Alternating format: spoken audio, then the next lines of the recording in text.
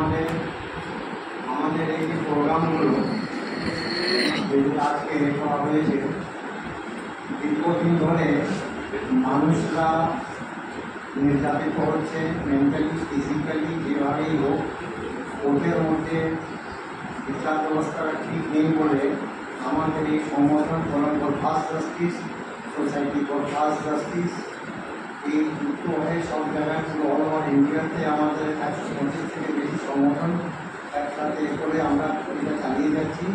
আমাদের যে চেয়ারম্যানের কথাটা আপনি শুনলেন না, শরীর খারাপ আছে বলে ভালো করে বলতে পারছেন না। এবার ব্যাপারটা হচ্ছে কারণ সময়টা আমাদের কাছে খুব সংক্ষেপে আছে, আমরা 1 ঘন্টা দিয়ে করেছিলাম, আজকে দেরি হয়ে গেছে। তো প্রেস রিলিজটা আপনাদের কাছে দেওয়া হয়েছে। এবার এই ডিনায়াল জাস্টিস সিস্টেমগুলোর মধ্যে আমরা যে একটু সাফারটা করছি, এই জায়গাটা এসে আমাদের convener Kapil Patel national convener Kapil Patel বসে আছেন। এবার সময়টা কম হওয়ার কারণেই আমি আপনাদের কাছে অনুরোধ করছি যে আপনারা এই প্রেস রিলিজের হিসেবে যা কিছু আছে বা উনি যা বলেছেন তাতে যদি প্রশ্ন করেন, আপনাদের যা জানা দরকার আছে সেটা আপনি যদি প্রশ্ন করে নেন তাহলে আমার জন্য আপনাদের জন্য খুব সুবিধা হয়ে যাবে। আপনাদের মূল বিষয়বস্তুটা তুলে ধরুন, মূল বিষয়বস্তুটা তুলে ধরুন, मेन मैटर तुले धरुन। हम बोल रहे हैं आप लोग का जो प्रोग्राम का जो मैटर आप लोग बोल रहे हैं, मेन सही सही तो मेन सब्जेक्ट उठाइए, सही बोलिए मेन सब्जेक्ट उनका तो तबियत ठीक नहीं है, सब कुछ बोलने नहीं। हाँ बोलूँ প্রবলেমটা হচ্ছে জুডিশিয়ারি যখন আমরা যাই কোর্টে, কেন যাই?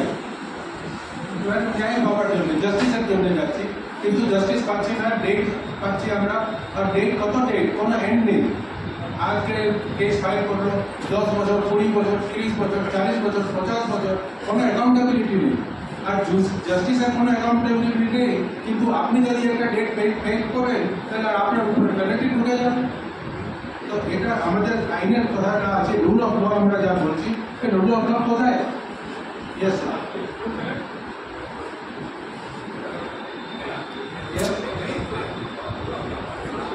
আপনারা আর কি করতে চান, কি প্রসিডিওর করতে চান? इसका बाद तो लोग क्या करना चाहते हैं? इसके बाद क्या करेंगे? देखिए हम लोग का कोर्ट में कई PIL है, अलग अलग मैटर में भी है, पब्लिक के सामने। जैसे अभी मैं एक छोटा सा उदाहरण दे रहा हूँ आपको। बेंगलोर में जो लड़का ने सुसाइड किया, अतुल ने जो सुसाइड किया बेंगलोर में, वो क्यों सुसाइड किया? क्या उसके वो लड़की के ऊपर में सब दोष दे रहे हैं? असल में थोड़ी सारी रिस्पॉन्सिबल है। 2 साल के अंदर में आउट ऑफ 2 years उसको 214 डेट्स दिए है। How it is possible? तारीख पे तारीख वो आदमी बेचारा उसी के कारण, कोर्ट के परेशानी के कारण सुसाइड किया। आप ऐसा कितने लोगों को जानते हैं? कई लोग, करोड़पति लोग जो है अपने आप में सोचते हैं कि आप करोड़पति है, ये करेंगे वो करेंगे, मगर न्याय के सामने में सब जाके बिल्ली के बच्चे बन जाते हैं। गलत काम करने वाले लोग जो है, आज देखिए पाराराम मसला है, उसके यहाँ जाइए आप 2 मिनट में फैसला हो जाएगा, और वही फैसला कोर्ट में जाइए 200 साल में नहीं होता है। तो this is the situation as of today. People believe the address, people believe the parabola, but people don't come to the court because they know कि हमको सिर्फ वहाँ तारीख मिलेगी, न्याय नहीं मिलेगा। ये तो आज की सिचुएशन हो गई है। Yes sir. সেই যে সাধারণ মানুষ, আপনি আপনারা কি বার্তা পৌঁছে দিতে চান? যে সাধারণ মানুষের উপরে আমরা যে আপনি গভর্নমেন্টকে কি করা যায়, ইন্টারনেট ট্রেনিং আমরা চালাচ্ছি। আমরা একটা মানে উইথ ফুল কনফিডেন্স আমরা বলছি, আমরা রেসপন্সিবিলিটি ছত্তিশগড় এবং জম্মু এন্ড কাশ্মীর এই দুটো জায়গায় আমরা নালসাকে অ্যাপ্লাই করলাম যে আপনার ন্যাশনাল লিগাল সার্ভিস অথরিটি, ওদের কাজ আছে যে ওদের গরিব মানুষকে হেল্প করবে, করছেন না। আমরা 3বার চিঠি লিখলাম, অ্যাপয়েন্টমেন্ট চাইলাম, অ্যাপয়েন্টমেন্ট হলো না।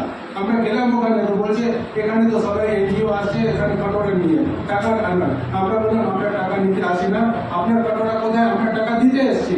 তো বলছে কি ব্যাপার, আমরা কাজ করবো, আপনার পয়সার আমার দরকার নেই।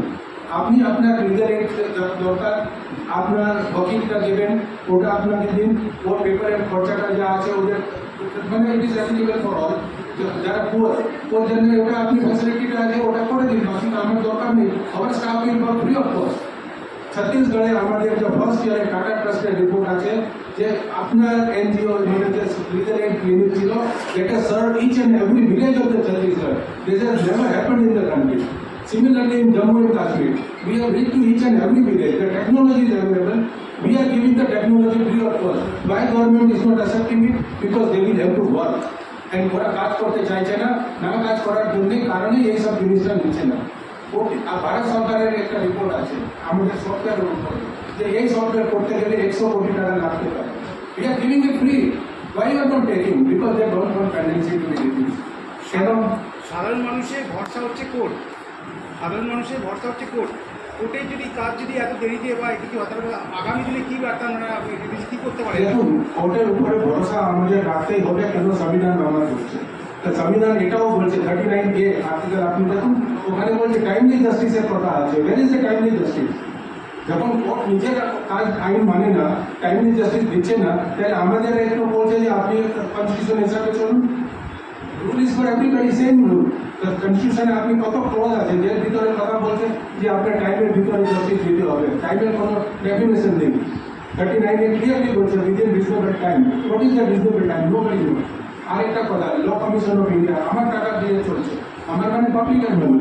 ল কমিশন অফ ইন্ডিয়া রিপোর্ট করেছে 120 or 124 report something is like that. ওর ভিতরে বলেছে যে জাজেসের সংখ্যা বাড়াতে হবে, এই জাজেসের সংখ্যার উপরে হবে না। জাজেসের সংখ্যা কেন বাড়াচ্ছে না? আমাদের 145 কোটি লোক আমরা আছে, লোকের কমই আছে, লোকের কমই নেই। তাহলে ব্যাপারটা কি, কারণ কেন আপনার জাজের সংখ্যাটা বাড়াচ্ছে না? প্রবলেমটা হচ্ছে ইনফ্রাস্ট্রাকচার। ইনফ্রাস্ট্রাকচারের জন্য টাকা কোথায়? 4 বছরের আগের কথা আমি বলছি, যখন total national budget 39.75 lakh crore rupees এর ন্যাশনাল বাজেটের ভিতরে জুডিশিয়ারিকে কত দিয়েছে? 1200 কোটি টাকা। এটা কি হবে? 1200 কোটি টাকা। আর পেন্ডিংসি কত ছিল যখন 2014 বিজেপি গভর্নমেন্ট পাওয়ার এলেন? এর ভিতরে আপনার লেখা আমরা লেখা আছে ন্যাশনাল এডুকেশন পলিসি আমরা নিয়ে আসবো। আজকে অব্দি ন্যাশনাল এডুকেশন পলিসি আসেনি। বাজেটের কথা হচ্ছে আমাদের নতুন কোর্ট তৈরি করতে হবে। নতুন কোর্ট তৈরি করার জন্য বাজেট লাগবে। টাকা কোথায়? টাকা তো বাজেটে আসছে না। তাহলে বিনা টাকা কি কোর্ট হয়ে যাবে? টেকনোলজির কথা হচ্ছে, entire world is going for technology. আপনি যখন কোভিড ছিল, কোভিডের ভিতরে কোর্ট বন্ধ ছিল। যখন কোভিড শেষ হয়ে গেছে, Uttarakhand chief justice of India, chief justice Uttarakhand high court কোর্টটা মানে ভার্চুয়াল কোর্ট বন্ধ করে দিল যে আপনার সবাইকে আসতে হবে। আমরা পিটিশনটা ফাইল করলাম সুপ্রিম কোর্টে, একটা পিআইএল যাকে পাবলিক ইন্টারেস্ট লিটিগেশন বলে। ওই পিটিশন চলছে, ড্রাফটিং হচ্ছে, যাচ্ছে, এর ভিতরে গুজরাট হাইকোর্টও বন্ধ করে দিল। ওর নামটাও দিলাম রেসপন্ডেন্ট গুজরাট হাইকোর্ট। তারপরে এমপি মধ্যপ্রদেশ, ওটাও সেম হলো। তারপরে ওখানে কাজ করছে না।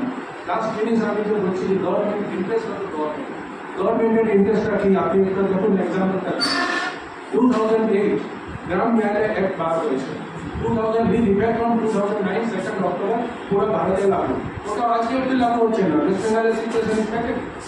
আমরা সুপ্রিম কোর্টে আবার একটা পিআইএল দিলাম যে গ্রাম ন্যায়ালয় একটা আপনি লাগু করুন। গ্রামের লোকের ভিতরে কোর্টের হাইকোর্ট সুপ্রিম কোর্ট যদি যাবে, খরচাটা বেশি হচ্ছে, গ্রাম ন্যায়ালয় গ্রামের প্রবলেমটা গ্রামে সলভ করুন। আজকে অব্দি ওর কথা হচ্ছে না। পেনাল্টি লাগছে, সরকার 1 লাখ টাকা পেনাল্টি ভর্তি করে দিল। আমার মনে হচ্ছে ওয়েস্ট বেঙ্গলের উপরে পেনাল্টি। ওর সামনেটা কি হচ্ছে না দেখুন, কর্পোরেট ইন্টারেস্ট।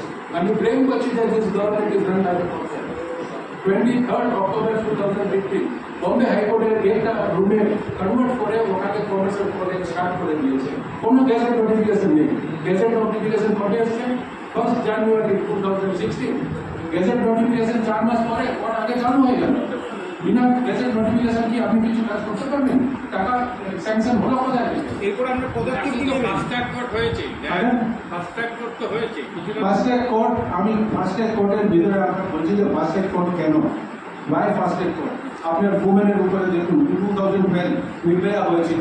ফাস্ট ট্র্যাক কোর্টের কনসেপ্ট স্টার্ট করে ভালো করে ডেভেলপ হয়েছে। 2012 জাস্টিস ভার্মা কমিটির সামনে আমি 2 বার প্রেজেন্ট হয়েছি। We had submitted detailed report. আমাকে পার্সোনালি উনি ডেকেছিলেন, অন্য লোকের সঙ্গে ওর ভিতরে যে আপনি কি সাজেশনটা দিচ্ছেন। আমাদের মনে হচ্ছে টাইমটা হয়ে গেছে স্যার, 5-7 মিনিট আমাদের একটু দিয়ে দিবেন।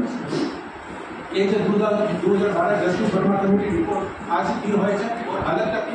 উনি যে রেকমেন্ডেশন করেছে যে হেল্পলাইন 181 যে it is parallel to 911 in USA, আজকে ওর স্ট্যান্ড অ্যালোন 181 যে হেল্পলাইন ছিল ইউএসএ 911 এর কার্বন কপি ওকে স্যার শেষ করে দিয়েছে, ওকে স্ট্যান্ড অ্যালোন করে দিয়েছে। মানে আপনি অফিসে আসুন, ওখানে গিয়ে অ্যাপ্লিকেশন করুন, আপনি কি আগে যাচ্ছেন না পিছনে যাচ্ছেন।